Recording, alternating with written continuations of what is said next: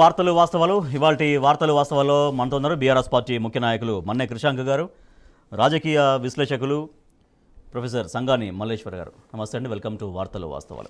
ఇక నిన్న రాష్ట్ర ప్రభుత్వం ఆర్థిక శ్వేతపత్రాన్ని విడుదల చేసింది అసెంబ్లీలో. మొత్తం గత ప్రభుత్వం బీఆర్ఎస్ పార్టీ హయాంలో ఉన్నటువంటి ప్రభుత్వం మొత్తం 6 లక్షల కంటే పైగా 6,71,000 కోట్లు అప్పు చేసింది అంటూ ఒక ఆర్థిక శ్వేతపత్రాన్ని విడుదల చేసింది. దీని పట్ల బీఆర్ఎస్ పార్టీ తీవ్ర అభ్యంతరాన్ని వ్యక్తం చేసింది.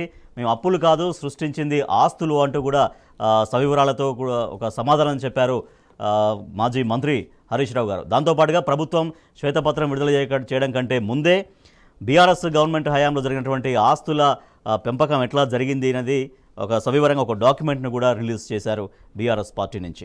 రైట్, కృషాంక్ గారు, ఒక అప్పుల కుప్పగా మారింది అంటూ ప్రభుత్వం ఒక ఆర్థిక శ్వేతపత్రాన్ని విడుదల చేయడం, సో దానిపై నిన్న వాడివేడి చర్చ అయితే జరిగింది.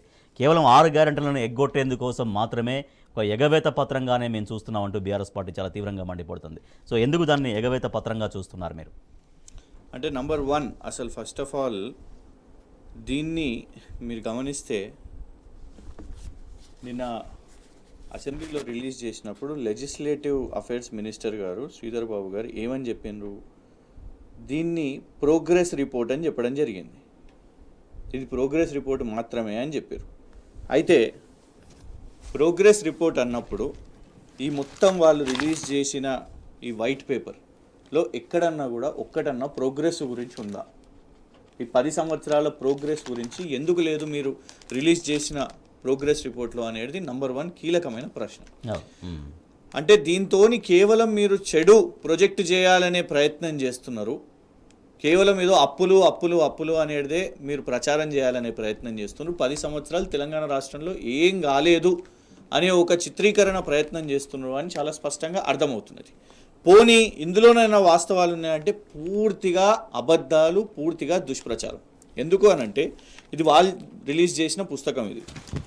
ఇందులో ఉదాహరణకు మనం చూసుకుంటే పేజ్ నంబర్ 4 ఉంది. పేజ్ నంబర్ 4లో మీకు ఇక్కడ కనబడుతున్నది కదా, బడ్జెట్ ఎస్టిమేట్స్ ఎక్స్పెండిచర్ అనేది మీకు ఇందులో ఉన్నది. ఒకసారి దయచేసి మీరు మీరు మీరు ఆడియన్స్కి, మీరు ఆథర్స్కి చెప్పగలుగుతారా, నంబర్ చెప్పగలుగుతారా? 2020-21లో బడ్జెట్ ఎస్టిమేట్ ఎంత ఉన్నదో? 2020-2021 1,82,914 కోట్లు, 1,57,547 ఏమో ఎక్స్పెండిచర్ అయింది. 86.1% actual expenditure as per percent of budget expenditure 2021. ఇదేమో 21ది క్యాగ్ రిపోర్ట్. 21ది క్యాగ్ రిపోర్టు వాళ్ళ పుస్తకంలో మీరు అన్నట్టు 2020-21లో 1,82,914 కోట్లు బడ్జెట్ ఎస్టిమేట్ అని చెప్పారు. ఎక్స్పెండిచర్ ఏమో 1,57,547 అని చెప్పారు. కానీ ఇక్కడ మీరు గమనిస్తే మనము ఎక్స్పెండిచర్ చేసింది అసలు అప్రూవ్డ్ బడ్జెట్ 1,82,959 కోట్లు, సప్లిమెంటరీ ప్రొవిజన్ 26,131 కోట్లు. కానీ మనం యాక్చువల్ ఎక్స్పెండిచర్ చేసింది 2,34,088 కోట్లు. మనం చేసిన ఖర్చు ఎక్కువ అని క్యాగ్ రిపోర్ట్లో ఉన్నది. బడ్జెట్ను మించి మనం ఖర్చు పెట్టినాము అని ఇందులో క్యాగ్ రిపోర్టే మెన్షన్ చేయడం జరిగింది. వీళ్ళు ఇచ్చిన వైట్ పేపర్ లెక్క చూడండి మీరు. ఇదొక ఉదాహరణ. అంటే తప్పుడు లెక్కలు ఎక్కడికి వెళ్ళి, ఎందుకంటే ఇంకొకటి వీళ్ళు మెన్షన్ చేసింది కూడా ఏమని చెప్పారు, సోర్స్ ఒకటేమో ఫైనాన్స్ అకౌంట్స్, ఇంకొకటేమో క్యాగ్ అని చెప్పారు. క్యాగ్ ఏం చెప్తుందో మీ ముందు చాలా స్పష్టంగా ఉన్నది. కేవలం ఇది ఒకటే కాదు. ఒకటి వీళ్ళు ఏం చేసారు అని అంటే ఇందులో ఒక పెద్ద కుట్ర కనబడుతున్నది. ఫస్ట్ టైం విచిత్రంగా ఉమ్మడి ఆంధ్రప్రదేశ్లో ఎంత ఖర్చు జరిగింది, మొత్తము బడ్జెట్ ఎంత పెట్టినరు, ఎక్స్పెండిచర్ ఎంత పెట్టినరు, ఎక్స్పెండిచర్ ఎంత అయింది, దాంట్లో తెలంగాణ వాటా ఎంత అని 1956 నుంచి మొదలు పెట్టుకుంటే మీకు 2013 వరకు మీకు పేజ్ నంబరు 9, 10, 11లో ఉన్నది ఇందులో మొత్తం. దాని అవసరం ఏం పడ్డదో మనకు తెలియదు. ఎందుకట్లా పెట్టాల్సిన అవసరం వచ్చింది అంటే ఆంధ్రప్రదేశ్లో గొప్పగా జరిగింది, తెలంగాణకు మంచి షేర్ ఇచ్చినము అని చెప్పాల్సిన అవసరం వచ్చిందా? పోనీ అది కూడా మనం గమనించుకుంటే మీరు మొత్తం కూడా ఈ 58 సీరియల్ నంబర్స్ ఉన్నాయి. 1956 నుంచి మొదలు పెట్టుకుంటే 2013 వరకు మొత్తం ఉమ్మడి ఆంధ్రప్రదేశ్లో 1,94,945 కోట్లు ఉమ్మడి ఆంధ్రప్రదేశ్లో అప్పటి ప్రభుత్వం ఖర్చు పెట్టింది అని వీళ్ళ లెక్క. అందులో తెలంగాణకు కేవలం 4,98,000 కోట్లు ఖర్చు అనేది లెక్క. కానీ అదే మీరు ఈ 10 సంవత్సరాలు తెలంగాణ ప్రభుత్వం ఎంత ఖర్చు పెట్టిందో చూడండి. ఈ 2 లెక్కలను కూడా దాటేసింది తెలంగాణ ప్రభుత్వం. ఇది 58 ఆర్థిక సంవత్సరాల బడ్జెట్, అది 58 సంవత్సరాలది. ఇన్ని సంవత్సరాలు అంటే 5 దశాబ్దాలు, దాదాపు 6 దశాబ్దాలది ఏదైతే చేసిందో కేవలం 1 దశాబ్దంలో కేసీఆర్ గారు ప్రభుత్వం చేశారు. నంబర్ 1 ఖర్చు పెట్టారు అంత. ఇంకొకటి ఇందులో కూడా ఇంకో కుట్ర చెప్తా మీకు. పోనీ ఈ లెక్కలన్నా మీరు నిజంగానే తెలంగాణకి ఇంత చేసిండ్రా అని అనుకుంటే అది కూడా అవాస్తవం. ఎందుకంటే మీ ఉమ్మడి ఆంధ్రప్రదేశ్ లెక్కలు కూడా తప్పిదాలు ఉన్నాయి. మీకు చెప్తాను. ఇందులో సీరియల్ నంబర్ 5655 2011-12 సంవత్సరం ఉన్నది. మీరే నంబర్ చెప్పండి ఒకసారి. 2011-12 యా 1,15,882 1,15,882 కోట్లు. ఏంటిది అది? మొత్తం ఎక్స్పెండిచర్ది. ఇవ్వండి. ఇది తెలంగాణ షేర్ ఏమో 48,299 కోట్లు. 1,15,000 అన్నారు కదా, 1,15,882. యా ఇది క్యాగ్ రిపోర్ట్. 2011-12లో ఎంత ఖర్చు పెట్టిర్రో టోటల్ ఎక్స్పెండిచర్ అని ఇక్కడ ఉన్నది చూడండి. 1,09,120 కోట్లు. 1,09,120. ఎస్, 1,09,120 కోట్లు అని 2011-12 సంవత్సరానికి క్యాగ్ రిపోర్ట్ చెప్పిన ఇగో నివేదికలో చాలా స్పష్టంగా ఉన్నది. అంటే దాంట్లో మళ్ళీ 6 కోట్లు తేడా ఉంది. దాని ముందు సంవత్సరం ఎంత ఉన్నది చెప్పండి. 1,636 కోట్లు. రిపీట్ చేయండి. 1,636 కోట్లు. 1,636 కోట్లు 2010-11 సంబంధించిన. ఇక్కడ ఏమని రాసి ఉన్నది చెప్పండి. ప్రీవియస్ ఇయర్ అని. ప్రీవియస్ ఇయర్ ఎంత ఉన్నది చెప్పండి. ఇక్కడ ఉంది ప్రీవియస్. దొరకట్లేదు ఇక్కడ. ఈ 1,09,000 కోట్ల తర్వాత 92 కంటే ముందు సంవత్సరం ఎంత ఖర్చు? 92,972 కోట్లు. 92,000. మీరు చెప్పిన లెక్క ఎంత? వాళ్ళు ఇచ్చిన వైట్ పేపర్ లో లెక్క ఎంత? 1,636 కోట్లు. 1,06,000 కదా, 630. ఇగోండి 92,000 కోట్లు. అంటే ఒక 8 కోట్లకు డిఫరెన్స్. 8,000 కోట్లకు 8,000 కోట్లకు డిఫరెన్స్ ఒక సంవత్సరం. ఇంకో సంవత్సరంలోనేమో 1,09,000 ప్లస్ 1,15,000 అని ఉంది. 6,000 కోట్ల. అంటే మొత్తం తప్పుడు లెక్కలు కదండి. మీరు తీసుకున్నది కూడా క్యాగ్ అని చెప్తారు. అంటే ఈ తప్పుడు లెక్కల ఆధారంగా ఇంత కంపారిటివ్ ఎవరు చూడరు కదా అన్నట్టుగా. అంటే ఉట్టికి ఏది పడితే అది రాసేస్తే ప్రచారం చేసేస్తే మేము దుష్ప్రచారం చేయొచ్చు. ఎందుకు? మోటివ్ ఏంటిది అసలు? ఎందుకు ఇది చేయడం జరుగుతున్నది? ఎందుకు అని అంటే వాళ్ళు ఇచ్చిన ఈ వైట్ పేపర్లోనే ఏమన్నారు అంటే ఫిజికల్ ఈ డిసిప్లిన్ లేదు, డెఫిసిట్ ఉన్నది, ఇదంతా కూడా స్ట్రిక్ట్గా అసలు ఎట్లాంటి ఫిజికల్ స్పేస్ లేదు కాబట్టి వెల్ఫేర్ ఫర్ పువర్ చేయలేము. అంటే ఈ 6 గ్యారంటీలు చేయలేక ఇవన్నీ అప్పులు ఉన్నాయి కదా అని ఆ సాకుతోని ఇవాళ తీసుకొని వచ్చే ప్రయత్నం అని చాలా స్పష్టంగా కనబడుతున్నది. సో తప్పుడు లెక్కల ఆధారంగా మేము ఎందుకు నమ్మాలి? అసలు నీ వైట్ పేపరే మొత్తం అబద్ధాల లెక్కలు అని వీటితోనే ఆధారంగా తెలిసిపోతున్నది కదా. ఒకటేమో ఇందులో తెలంగాణ 10 సంవత్సరాల అభివృద్ధి గురించి ఒక్క రూపాయి లేదు. ఒక నిర్మించిన ఒక కలెక్టరేట్ గురించి లేదు, ఒక కమిషనరేట్ గురించి లేదు, ఒక స్కూల్ గురించి లేదు, ఒక కాలేజ్ గురించి లేదు, ఒక రైతు వేదిక గురించి లేదు, ఒక ఫ్లైఓవర్, ఒక ఆర్యూబి, ఒక మిషన్ భగీరథ, ఒక మిషన్ కాకతీయ, అట్లాంటి ఒక్క రూపాయి గురించి ఇందులో లేదు. కానీ తప్పుడు లెక్కల ఆధారంగా ఎందుకు రాసిర్రు? ఎందుకు నమ్మాలి? నువ్వు చెప్పిన ఇప్పుడు ఇవాళ హెడ్లైన్ ఏంది? మనకు పడని ఏదైతే కొందరు ఆంధ్ర నుంచి ఆంధ్ర బ్యాక్ టు వ్యతిరేక మనకు ఉన్నారు కదా, ఎవరైతే తెలంగాణ వ్యతిరేక మీడియా ఉన్నారు చూడండి, ఇన్ని కోట్ల అని అన్నారు చూడండి. ఎందుకు నమ్మాలి చెప్పండి? వాళ్ళ నువ్వు చెప్పిన ఫిగర్ ఇవే తప్పుడు అయినప్పుడు, నువ్వు చెప్పిన క్యాగ్ రిపోర్ట్లోనే రాంగ్ అన్నప్పుడు, మేము నీ చెప్తున్న వైట్ పేపరో వేస్ట్ పేపరో నువ్వు చెప్పిన అప్పులు కరెక్ట్ అని మేము ఎలా చెప్పాలి, ఎలా ఒప్పుకోవాలి? రైట్ మల్లేశ్వర్ గారు. సో కృషాంక్ గారు అంతా సుదీర్ఘంగా చాలా వివరంగా చూపించారు 2 లెక్కలలో ఎంత డిఫరెన్స్ ఉందనేది. వాళ్ళు ఏదైతే బేసిక్ తీసుకున్నారో దానికి నిన్న ఆ శ్వేతపత్రంలో చెప్పిన లెక్కలకు అసలు కంపారిజన్ లేదు. ఒక్కొక్క దగ్గర వేల కోట్ల డిఫరెన్స్ ఉంది. సో ఇది ప్రజలు ఎట్లా దీన్ని గమనించాల్సినటువంటి అవసరం ఉంది. వాళ్ళ బీఆర్ఎస్ పార్టీ చెప్తున్నటువంటి మేము అప్పులు కాదు తీసుకొచ్చింది, ఒక ఆస్తుల కల్పన జరిగింది, ఆస్తుల సృష్టి జరిగింది, ₹1 తెస్తే దానికి ఒక ₹1000 దానికి ఒక ఆస్తి అనేది మేము తీసుకురాగలిగాం అనేది బీఆర్ఎస్ పార్టీ చెప్తుంది. సో కృషాంక్ గారు చెప్పినటువంటి ఆ లెక్కలు కూడా చాలా సవివరంగా క్లియర్గా మనకు కనిపిస్తున్నాయి, దాంట్లో ఎంత డిఫరెన్సెస్ ఉన్నాయనేది.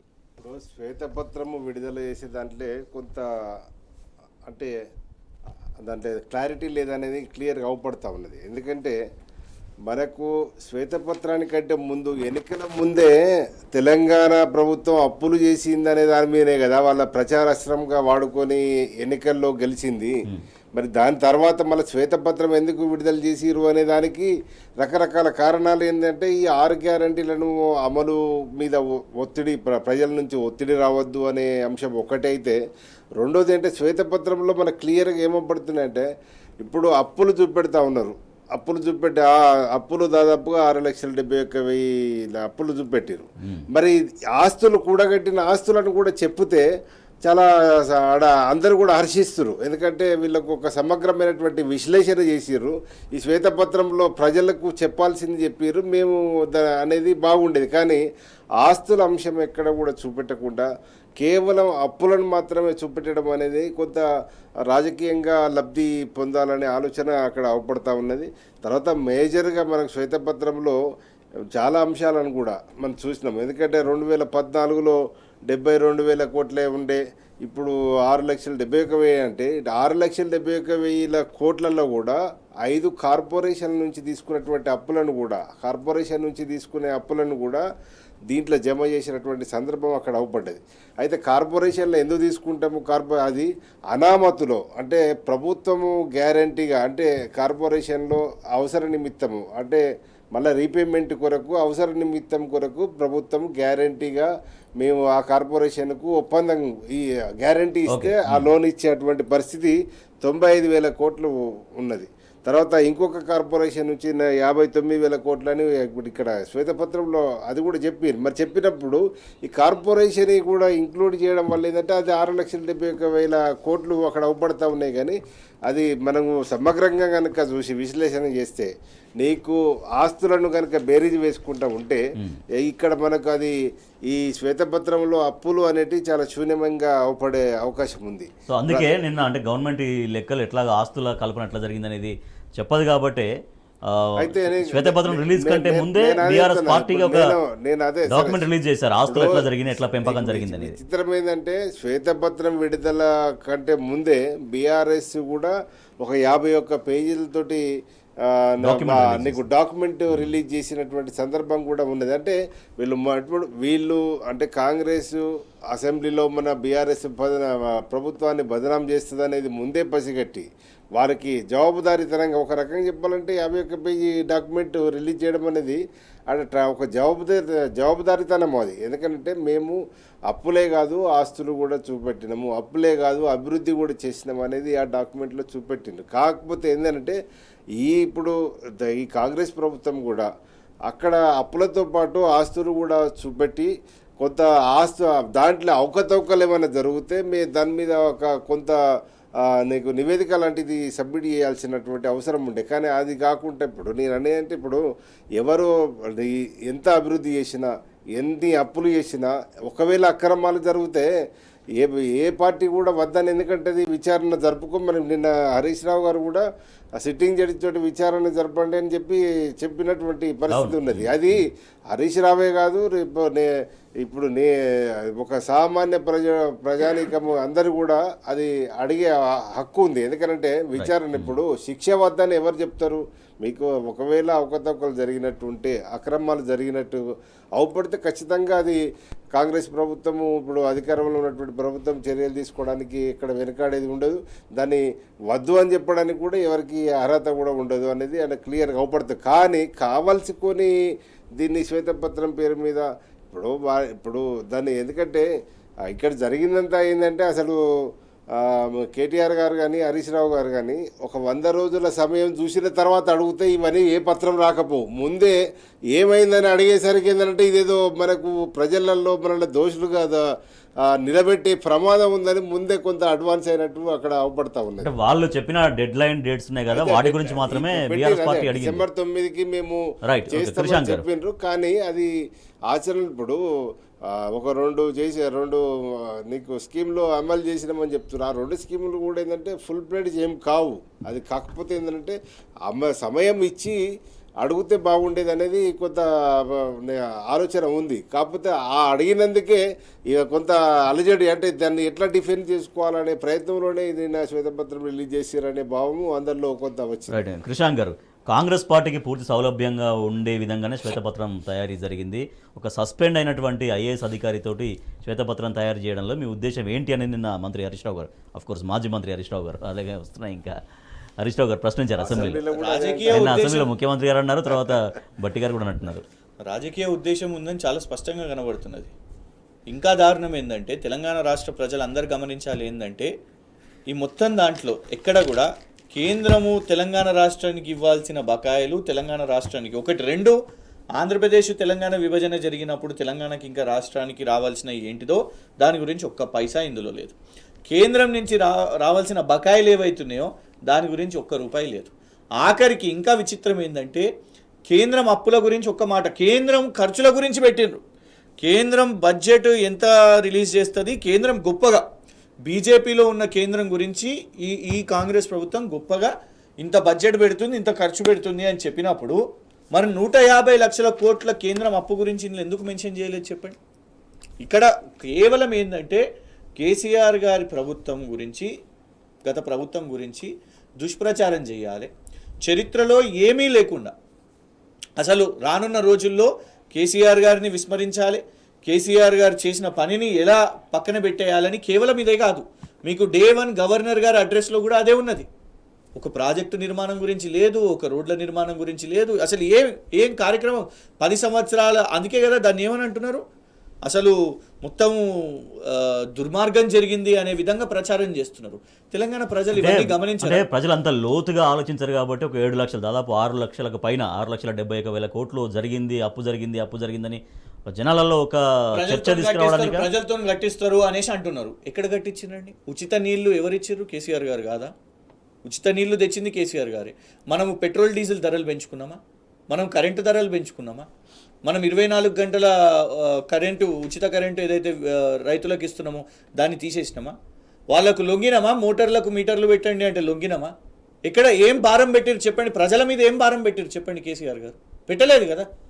వీళ్ళు రాష్ట్రాన్ని అసలు నిజంగానే ఇవాళ ప్రజలు ఆలోచిస్తున్నారు. సోషల్ మీడియాలో వస్తుంది, అరే మీరు సాకులు ఎందుకు చెప్తున్నారు, మీకు చేతగాకనా, ఇవన్నీ తెలియకనా? ఇవాళ చూస్తున్నాం మనం. ఇగోండి ఎందుకు ఈ అవసరం వచ్చింది చెప్పండి. నిన్న భట్టి గారు ఏమని అంటారు, లేదు మేము నిరుద్యోగ వృత్తి హామీ అయ్యలేదు అని చేతులు ఎత్తేసారు. 10 రోజులకి యూత్ డిక్లరేషన్ అని రిలీజ్ చేసింది మీ నాయకురాలు ప్రియాంక గాంధీ గారు. ఎక్కడ చూసినా కూడా దాని విషయం మీద పోస్టర్లు రిలీజ్ చేశారు, వీడియోలు ఉన్నాయి, మాట్లాడిన వీడియోలు ఉన్నాయి. కానీ ఎంత నిస్సిగ్గుగా ఉప ముఖ్యమంత్రి గారు, ఆర్థిక శాఖ మంత్రి గారు అసెంబ్లీలో ఇది ఎగవేత కోసం కాదు, జస్ట్ ప్రజలకు తెలవాలి కాబట్టి మేము శ్వేతపత్రం రిలీజ్ చేసామనేది నిన్న ముఖ్యమంత్రి గారు మాట్లాడుతున్నారు. తెలియాలి అని అన్నప్పుడు మంచి కూడా తెలియాలి కదా. ఒకటేమో లెక్కలంతా తప్పుడు లెక్కలు, అంతా అబద్ధాలు, ఇష్టం వచ్చినట్టు ఎంత రాద్దాం, ఎంత వేద్దాం, 3 వేలం పాటు వేసుకున్నట్టుంది అక్కడ. చిదంబరం గారు వచ్చి మొన్న 3 లక్షల కోట్లు అని చెప్పి పోయిరండి, సడన్గా డబుల్ ఎట్లయితే చెప్పండి. చిదంబరం గారి ప్రెస్ మీట్ చూడండి. చిదంబరం గారి కంటే లెక్కలు పెద్దగా వీళ్ళకి ఎక్కువ తెలుస్తాయా? చిదంబరం గారు ఆర్థిక శాఖ మంత్రిగా చేసారు, వారు తీసుకునే లెక్కలు వాళ్ళు తీసుకుంటారు. మేము అనేది ఏంటంటే ఆయన చెప్తున్నది కూడా కరెక్ట్ అని నేను అంటలేను.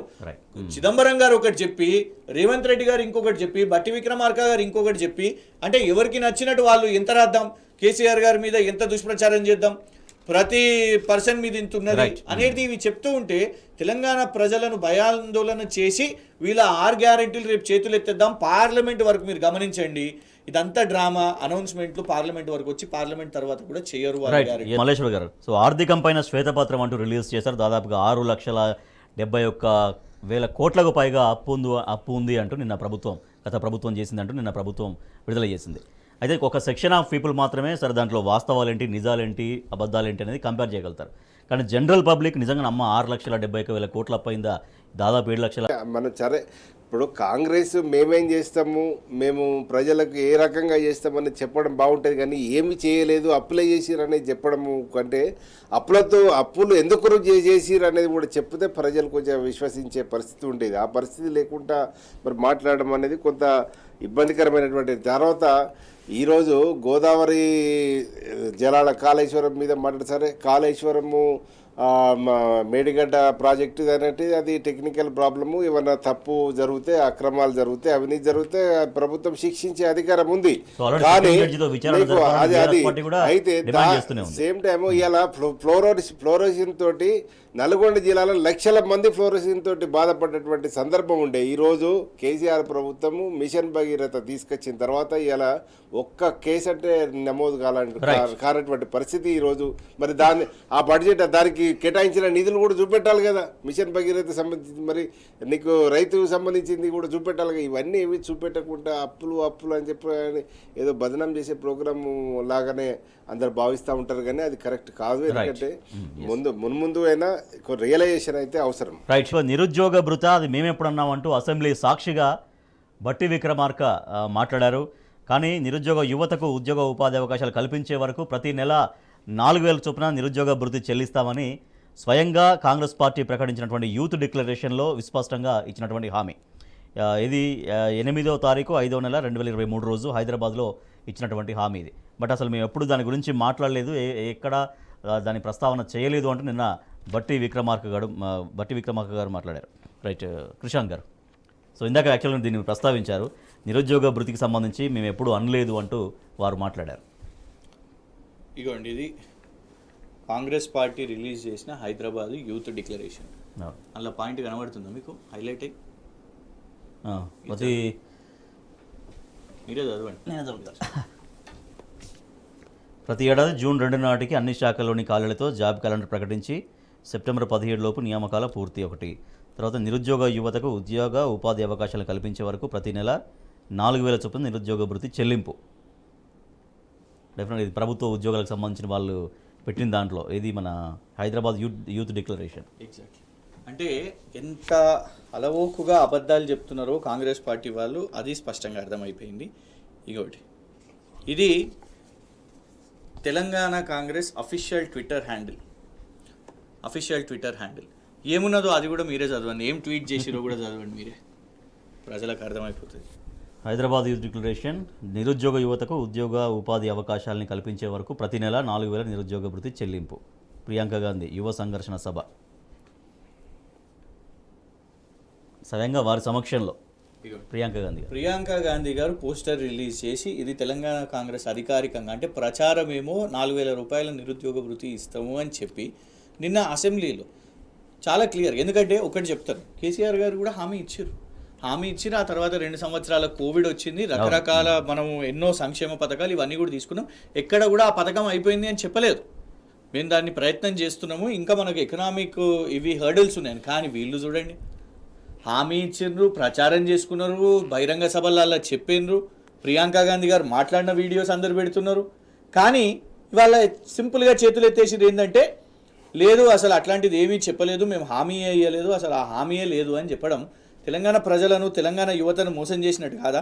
తెలంగాణ యువత ఆల్రెడీ ఆలోచిస్తున్నారు. ఇవ్వండి, ఎప్పుడు ఇస్తారని అడుగుతున్నాడు మిత్రుడు. మేము నిరుద్యోగ భృతి 6 గ్యారెంటీల్లో కానీ మేము దీంట్లో కానీ మేము చెప్పలేము. बेरोजगार युवाओं के लिए हर महीने 4,000 रुपए बेरोजगारी भत्ता हम कह रहे हैं देंगे. మీరు మళ్ళొకసారి కావాలంటే వెరిఫై చేసుకుని ప్రియాంక గాంధీ గారి మాటల్లోనే చాలా స్పష్టంగా అర్థమైపోతుంది 4,000 రూపాయలు ఇస్తాము అని చెప్పారు అనేది.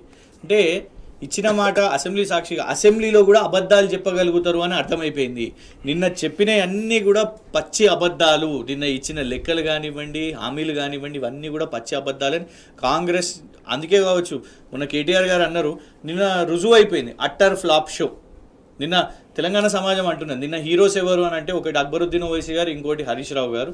ఈ మొత్తం వీళ్ళ లెక్కలను వీళ్ళు తెలంగాణని ఎట్లయితే ఒక బ్యాడ్ ఇమేజ్ తేవాలనే ప్రయత్నం చేస్తున్నారో దాన్ని పూర్తిగా ఎక్స్పోజ్ చేసారో అని అయితే అర్థమైపోయింది రాజేష్ గారు. రైట్. ఇంకోటి మహాలక్ష్మి అనే గ్యారంటీ అమలు చేసామని చెప్తున్నారు కానీ దాంట్లో కేవలం ఒకటే మన బస్సు ఫ్రీ అనేది జరుగుతుంది. బస్సులది 2500 అనేది అది ఒకటి స్టార్ట్ కూడా- అవ్వలేదు. ప్లస్ తర్వాత గ్యాస్ సిలిండర్లు 500 రూపాయలు. బస్సులది కూడా ఫస్ట్ వాళ్ళు ప్రచారం చేసుకున్నది సూపర్ లగ్జరీ బస్సులు అని చెప్పారు, తర్వాత ఆర్డినరీ బస్సులు అని చెప్పారు. సరే అదేదో రిలీజ్ చేసి చూద్దాం అది మాట్లాడదాం. దాంతో ఆటో వాళ్ళు ఎట్లా ఎఫెక్ట్ అయ్యారు అది కూడా మాట్లాడదాం. రైట్.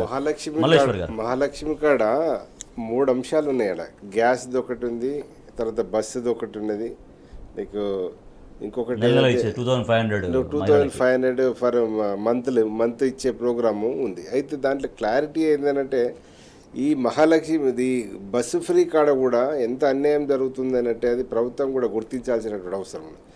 నీకు ₹1,00,000 జీతం తీసుకునే మహిళ కారులో నిన్నటి వరకు కార్లోనే పోయినరు, నిన్నటి వరకు బండి మీదనే పోయినారు. ఇప్పుడు అవన్నీ పక్కకు పెట్టి అంటే సిలుం పట్టే పరిస్థితిలో పక్కకు పెట్టి ఈరోజు బస్సులో పేద మహిళలలాగా ప్రయాణం చేసే పరిస్థితి ఇలా అవపడతా ఉన్నది వాళ్ళకు. అంటే దానికి నేను ఎందుకు చెప్తున్నా అంటే వాళ్ళని ఇప్పుడు మహిళలకు గౌరవించాలి, మహిళలకు అవకాశం ఇవ్వాలి, కానీ అది పేద మహిళలకు గౌరవించాలి, పేద మహిళలను గుర్తించి చేయాలి. దాంట్లో విధి విధానాలు కరెక్ట్గా లేకపోవడం వల్ల ఏంటంటే ఈ పేద మహిళలు పనులకు పోయే వాళ్ళు వాళ్ళకు బతుకు తెరువుకు పోయే వాళ్ళకు వీళ్ళు అడ్డంకిగా మారి వాళ్ళ సమయానికి రీచ్ కాకపోవడం వల్ల వాళ్ళ పని దొరికే అంటే కూలీ దొరికే పరిస్థితి కూడా లేకుండా పోయింది. నీకు దాదాపు అంతకుముందు 4-5 కిలోమీటర్లు నడిచిపోయి పని చేసుకున్నటువంటి వాళ్ళు ఈరోజు ఈ సౌకర్యంతో బస్సు ఎక్కుతూ ఉన్నారు. దాదాపుగా మీరు ఇలా 51 లక్షలు ఎక్కింది, 60 లక్షలు ఎక్కిరని చెప్తా ఉన్నారు, ప్రయాణం చేసే వాస్తవం ఎక్కుతున్నారు. ఎందుకంటే అసలు మహిళలు బస్సు ఎన్నడూ మహిళలు బస్సు ఎక్కని మహిళలు కూడా ఈరోజు బస్సులో పోతూ ఉన్నారు. ఆ అవకాశం దొరికింది, కానీ అది పేద మహిళలకు దొరికితే బాగుంటుంది. కానీ ఈ ఉద్యోగులకు కూడా ఉద్యోగినులకు కూడా అవకాశం ఇవ్వడము తర్వాత అది కొంత ఇబ్బందికరమైన, ఎందుకంటే దాంతో ఏమైందంటే ఆ టైంలో మామూలుగా 8 to 10 లోపే మనకు స్కూల్స్ కాలేజెస్ నీకు పనికి పోవడానికి అవకాశం, ఎవరైనా పని చేయాలన్నా కూడా రిపోర్ట్ చేయాలి కదా, అదే ఆ సమయం అంతా కూడా టైట్ ఉన్నది. అదే సమయానికి ఒక్కటే బస్సు వస్తే ఆ బస్సు తోటి కొంత ఇన్కన్వీనియంట్గా కూడా ఫీల్ అవుతున్నారు. దాంతో విద్యార్థులు బాగా సఫర్, కాలేజీకి టైంకు పోలేకపోతా బస్సుల సంఖ్య బస్సుల సంఖ్య పెరగాలి, లేకపోతే విధి విధానాలన్నా. ఇందాక మనం మాట్లాడినట్టుగా నిరుద్యోగ వృత్తి కాడికి వస్తే నిరుద్యోగ వృత్తి చూసినప్పుడు ప్రియాంక గాంధీ టైం నుంచి మేము ఇస్తామని చెప్పడం వేరు, బట్ అసలు మేము దాన్ని ఎన్నికల మేనిఫెస్టోలో పెట్టలేదు, 6 గ్యారెంటీలో పెట్టలేదు, ఎక్కడ మాట్లాడలేదు అంటున్నారు. అది ఇప్పుడు ప్రియాంక గాంధీ క్లియర్గా చెప్పిండ్రు 4,000 వృత్తి ఇస్తాము, అది ఏది మనకు ఉద్యోగాలు నింపే వరకు అప్పటి వరకు పాక్షికంగా మేము ఏదో చేస్తామని చెప్పింది. ఓకే, ఎన్నికల మేనిఫెస్టోలో చెప్పారు. మరి బట్టి గారు మరి 6 గ్యారంటీలలో అసలు లేనే లేదు, అది మేము చెప్పనే లేదు అనేది కరెక్ట్ కాదు. ఇప్పుడు ఆలస్యంగానైనా చేస్తామని చెప్తే కొంత నమ్మే అవకాశం ఉండేది, కానీ అసలు ఆ అంశమే రాలేదు, ఎవరు అనలేదు అని చెప్పడం వల్ల కొంత ఏంటంటే పబ్లిక్ తప్పుపట్టే అవకాశం కూడా ఉంటుంది. ఇది ఎందుకంటే మనము ఇవన్నీ కూడా ఏదో చేసినాము ఏదో చేయలేదు అనే దాని మీదనే తీసుకొచ్చినటువంటి సందర్భాన్ని ఈరోజు అసలు మనకు అవకాశమే లేదు, మేము మాట్లాడనే లేదు అని అంటే అబద్ధాలు స్పష్టంగా అవపడతా ఉన్నాయి కదా, దాన్ని ప్రజలు కొంచెము జీర్ణించుకోలేని పరిస్థితి ఉంటుంది. ఇప్పుడు ఏమైనా అప్పుల మీద మాట్లాడుతూ ఉన్నారు, కానీ నీకు 67 ఏళ్ళల్లో 55 లక్షల కోట్లు ఎక్కడ సెంట్రల్లో జరిగితే 155 లక్షల కోట్లు బీజేపీ ప్రభుత్వంలో ఈ 10 ఏళ్ళలో జరిగింది. దాన్ని ఒక్కటి ప్రశ్నిస్తే నేను ఇప్పుడు మీరు కాంగ్రెస్ మరి రాహుల్ వర్సెస్ మోడీ లెక్క లేదు, వాళ్ళిద్దరు మ్యాచ్ ఫిక్సింగ్ లాగానంటే ఆడ మోడీ మంచిగానే ఉన్నాడు, తర్వాత ఇక్కడ జోడీ మంచిగానే ఉన్నది. కానీ ఇక్కడ ఏమున్నా కేసీఆర్ చేసిందే తప్పు అనేది అనుభవమాట, కానీ కేసీఆర్ చేసిన అభివృద్ధిని కూడా చెప్తే ప్రజలు విశ్వసిస్తారు. ప్రజలు మీకు కూడా, ఎందుకంటే మీకు కూడా అవకాశం ఇచ్చారు కదా, ఇప్పుడు 5 ఏళ్ళు ఇస్తారు, ఇప్పుడు నీకు 5 ఏళ్ళల్లో మళ్ళీ తర్వాత ప్రశ్నిస్తారు కదా మీరు చేసిన అభివృద్ధి మీద కూడా. ఆ పరిస్థితి రావాలంటే మనం గత వాళ్ళని కూడా మనము అంతకంటే మెరుగ్గా చేసే ప్రయత్నం చేయండి, అంతకంటే మెరుగుగా చేయండి, కానీ దానికి అసలే ఏం లేదని బురదభూషణ అంటే వారు చెప్పేది ఏంటంటే ఏదన్నా మేము పలానా టైం చేస్తాం లేకపోతే కొద్ది రోజుల తర్వాత చేస్తామని చెప్పడం వేరు. అసలు మేము దాని గురించి మాట్లాడలేదు, ఆ హామీ ఎక్కడ ఏ వేదిక నుంచి అటువంటి హామీ ఇవ్వలేదు అని చెప్పడం అనేది అది ఎంతవరకు కరెక్ట్ అంటే వాళ్ళు రాష్ట్ర అభివృద్ధి మీదనో లేకపోతే రాష్ట్రాన్ని బాగుపరుచుదాము అని రాలేదు, కేవలం అధికారం తెచ్చుకుందాం, ఆస్తులు వాళ్ళు సంపాదించుకుందాం, రియల్ ఎస్టేట్ చేద్దాం అనే దాంట్లో ధోరణిలో ఉన్నారు కాబట్టి ఈ హామీలను పట్టించుకోరు రాజేష్ గారు. మీరు చూడండి, ఆల్రెడీ కనబడుతున్నది కదా, స్టంట్స్ మాత్రమే. మొన్న పాపం జర్నలిస్టులకు అందరికి కూడా ఏమని చెప్పుకున్నారు అని అంటే, సామాన్యునిగా నార్మల్గా శంషాబాద్ ఎయిర్పోర్ట్ నుంచి వెళ్ళిన ముఖ్యమంత్రి గారు అని చెప్పబట్టే అందరు ట్వీట్లు చేపించారు వీళ్ళ స్ట్రాటజిస్ట్ సునీల్ కనుగోలు. కానీ ఏమైంది, నిన్న మళ్ళీ రిటర్న్ బేగంపేట్ స్పెషల్ ఫ్లైట్ నుంచే వచ్చాడు. కాన్వాయ్ ఉండదు అని చెప్తున్నారు. కాన్వాయ్ మొత్తం అట్లనే కాన్వాయ్ పెట్టుకుంటున్నారు. ఆ ట్రాఫిక్ రెగ్యులేషన్స్ అవన్నీ ఉన్నాయి. కానీ వీళ్ళంతా కూడా ప్రచారం చేసింది ఏంది, నిన్న కూడా అసెంబ్లీలో అట్లాంటి చురుకలు పెట్టే ప్రయత్నం చేస్తున్నారు.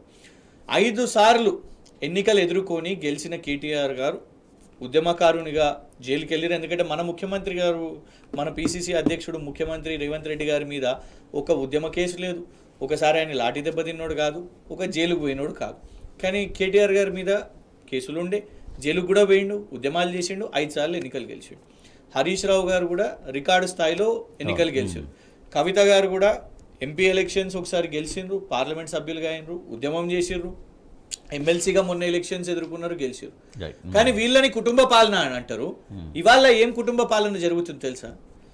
రేవంత్ రెడ్డి గారి సోదరులు ఇద్దరు కూడా, ఒకళ్ళు తిరుపతి రెడ్డి, తను అసెంబ్లీ హాల్లో అధికారిక సమావేశం స్పీకర్ గారి పక్కన కూర్చుంటారు. అది కుటుంబ పాలన కాదా? ఏ హోదాలో కూర్చోబెడతారు చెప్పండి?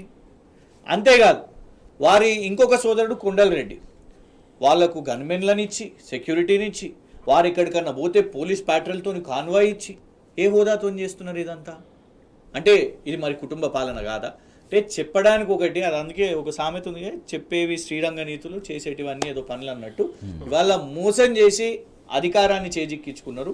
ఇవాళ మొత్తం రియల్ ఎస్టేట్ దందాలు చేస్తున్న వాళ్ళ కొండల్ రెడ్డి, తిరుపతి రెడ్డి వీళ్ళందరూ కూడా షాడో ముఖ్యమంత్రులుగా పనిచేసే ఒక ప్రయత్నం చేస్తున్నారు. ఇట్లాంటి రియల్ ఎస్టేట్ దందాలు వేస్తున్నారు. రానున్న రోజుల్లో తెలంగాణ ప్రజలు గమనిస్తున్నారా? ఇప్పుడు ప్రజలు ఇప్పుడు ఆల్రెడీ ఫొటోస్ అవన్నీ కూడా సోషల్ మీడియాలో విపరీతంగా వైరల్ అవుతున్నాయి, పత్రికలు కూడా వచ్చింది కదా. పక్కన స్పీకర్ గారి పక్కన అసెంబ్లీ హాల్లో కూర్చొని ఉన్నారు, ఆ సమావేశం చూస్తున్నారు, అందరు ప్రశ్నిస్తున్నారు.